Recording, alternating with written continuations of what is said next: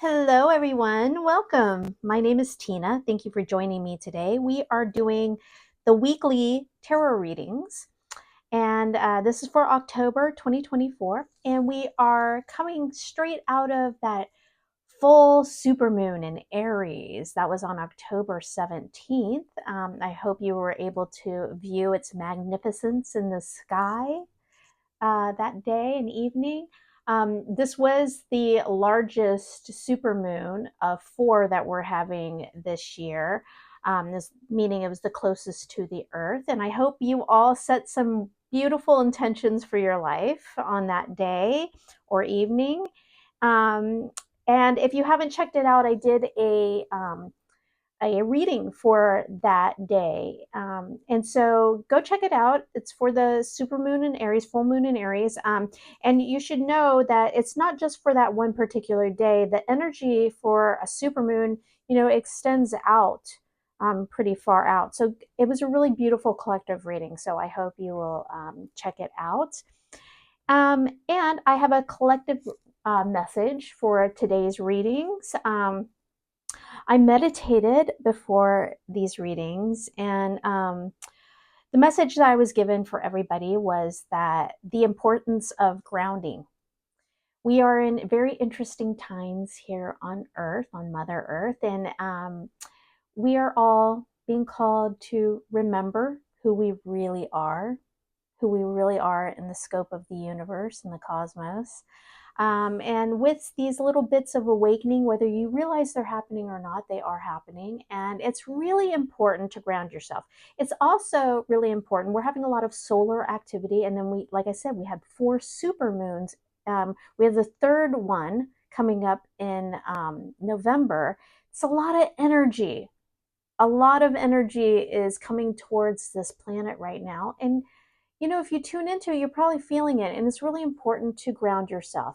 So I wanted to talk really briefly of how you do that.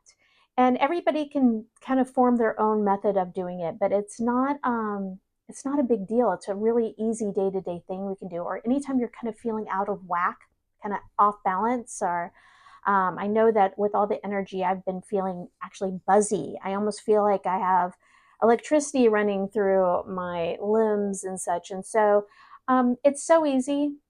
It's just about getting out in nature, and nature can be your backyard. But it's even more glorious if you go on a hike and really immerse yourself in the beauty of what this planet has, and being grateful, sitting in gratitude of it all. But really, it's about going, and let's put it in a very narrow perspective of just if you're very limited on time and resources, it's just going on a patch of grass and sitting down and envisioning.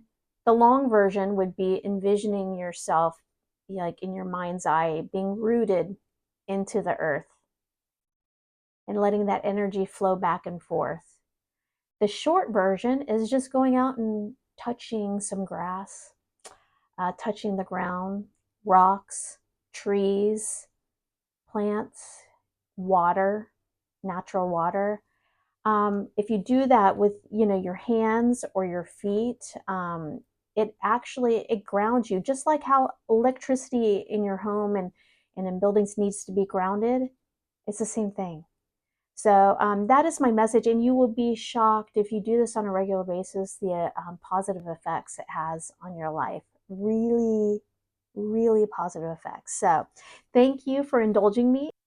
Pisces, welcome. Thank you for joining me today. We're here for your weekly reading, so let's dive in.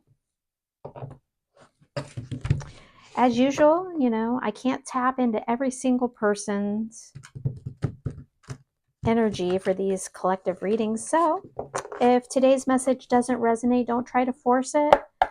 Check out your monthly reading or previous week's reading. And also, you can always get a personal reading, which the link to my website is in the description of this video. I keep them very affordable, so it's available easily for everyone. Current energy for this coming week for the sign of Pisces. Show me the energy surrounding Pisces.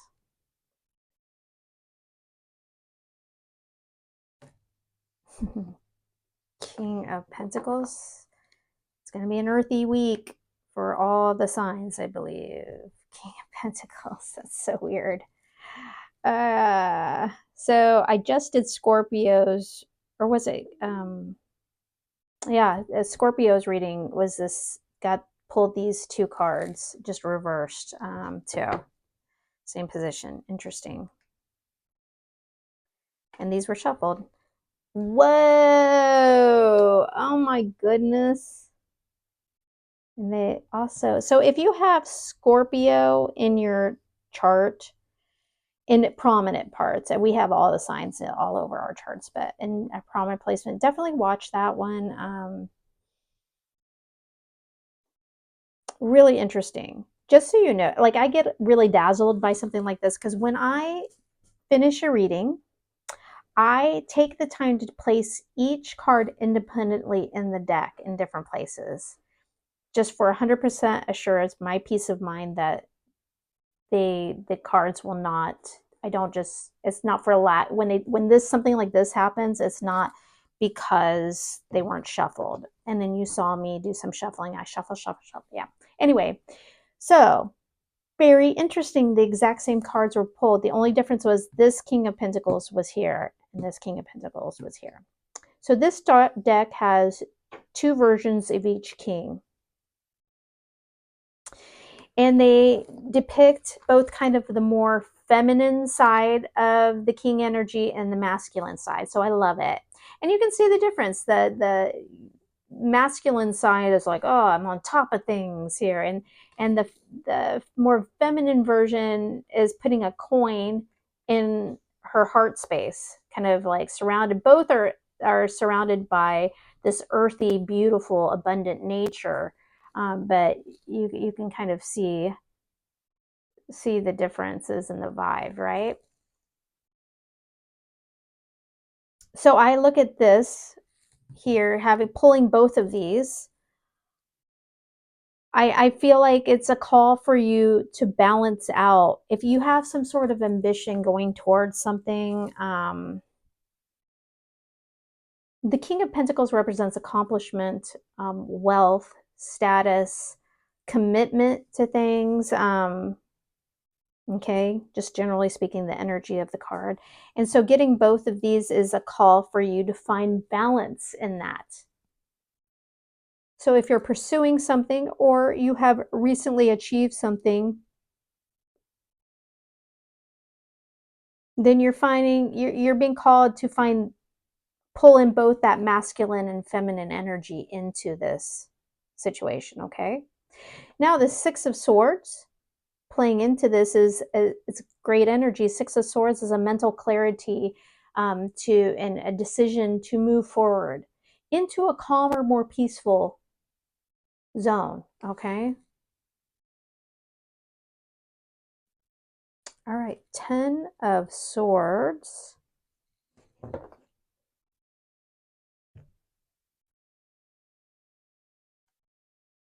Queen of Swords.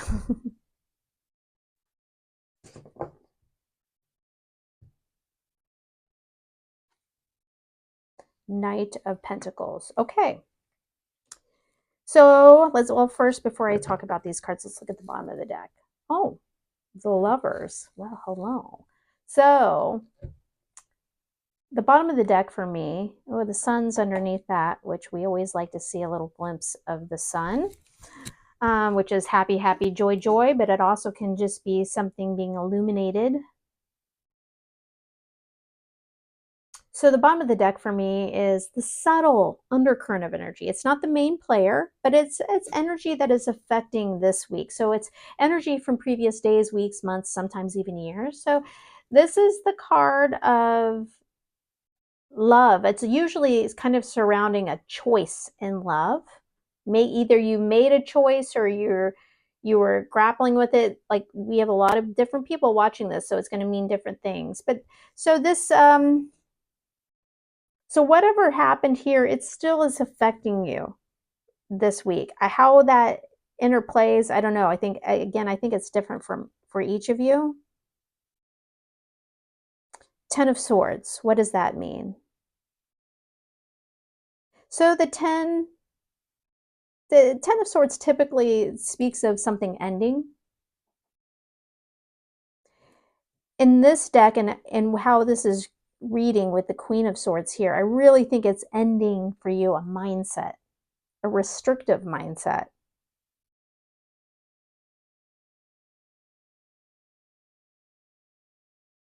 And I think you're doing that.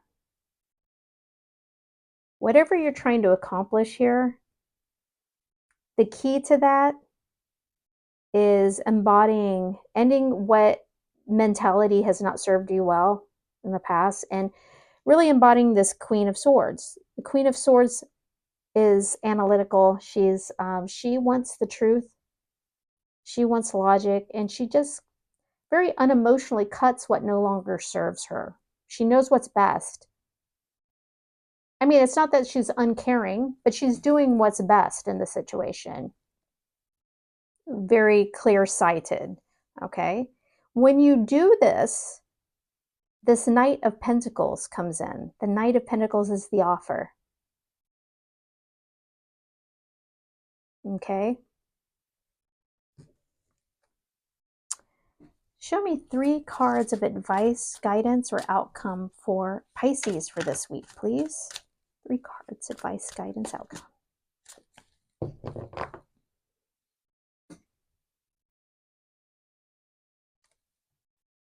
Mm-hmm.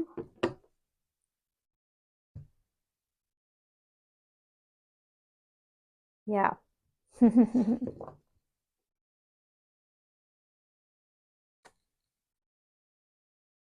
mm.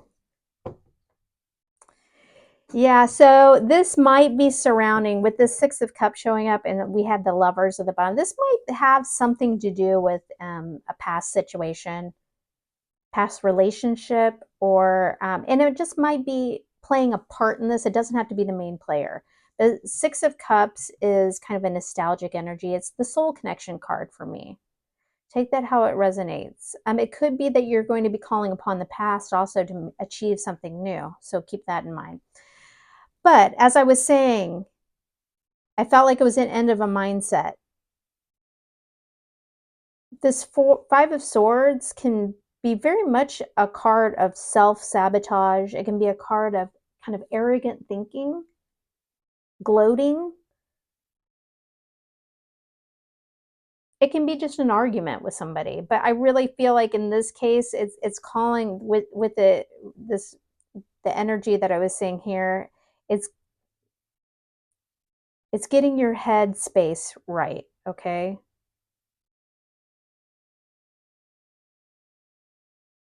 Or if you felt betrayed by something in the past and you feel like it's holding you back, it's time to let that go. Okay? Remember the good things. You don't have to get stuck on maybe the betrayal or bad things.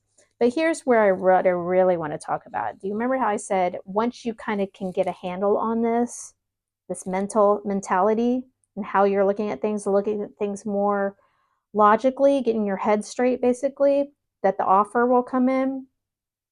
And do you know what this card is? The Three of Wands is waiting for your ships to come in. It means the offer is there. You're just waiting for it you're waiting it's right on the horizon. It's right there. So it's kind of the confirmation of that. And the Knight of Pentacles is beautiful because it's slow moving. And I think that's an important takeaway here, that the Knight of Pentacles is the slowest moving when it comes to making the offer, getting the offer, but it has longevity. And here, this is a card of kind of waiting for your ships to come in, but they're there. It's a positive card. So don't expect something to happen overnight, but it will happen if you put in this work. Okay. Thank you so much for watching and joining me today, Pisces. Be sure to hit the like button, the thumbs up. Let me know you were here and that you liked the message, and drop me a comment if you want. And if you have not yet subscribed, I would love that. Until next time, thanks for joining me.